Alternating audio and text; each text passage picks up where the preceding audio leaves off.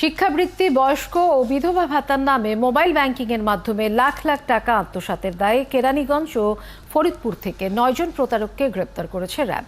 প্রাথমিক জিজ্ঞাসাবাদে ভাতা দেওয়ার নামে বিকাশ ও নগদ অ্যাকাউন্টে টাকা হাতিয়ে নেওয়ার কথা স্বীকার করেছে তারা।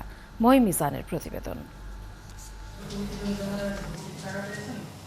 চক্রটির মূল হোতা ইসমাইল মাতুব্বর।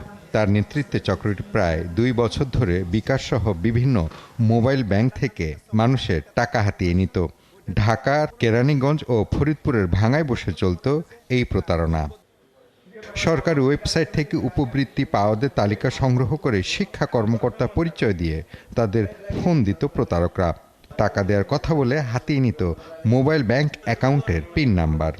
সুমনের সাথে অন্যরা কণ্ঠ দিয়ে সহযোগিতা করেন, বা কখনো বিকাশের প্রতিনিধি সাজেন, কেউ কখনো বিকাশের সেলস রিপ্রেজেন্টেটিভ বা সার্ভিস রিপ্রেজেন্টেটিভ সাজেন, কখনো বিভিন্ন নামে বিভিন্ন অফিসার দিয়ে পরিচিত হন।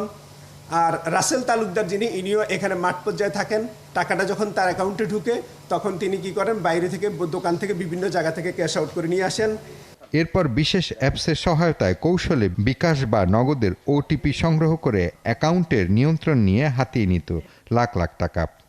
নগদের বেশ কিছু অ্যাকাউন্ট, আমরা প্রায় 24টা অ্যাকাউন্ট পেয়েছি।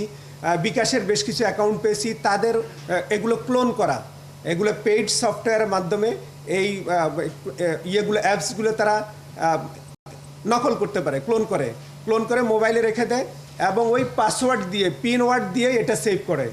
যখনই তারপরে ওই ভুক্তভোগীর অ্যাকাউন্টে যখন কোনো টাকা ঢুকে, সাথে সাথে এখানে নোটিফিকেশান আসে। এই নোটিফিকেশান আসলে সে সাথে সাথে কি করে, এখানে তার লগ ইন করে টাকাটা অন্য অ্যাকাউন্টে ট্রান্সফার করে দেয়।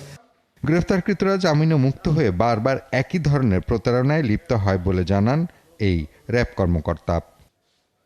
মহিম মিজান, 71, ঢাকা।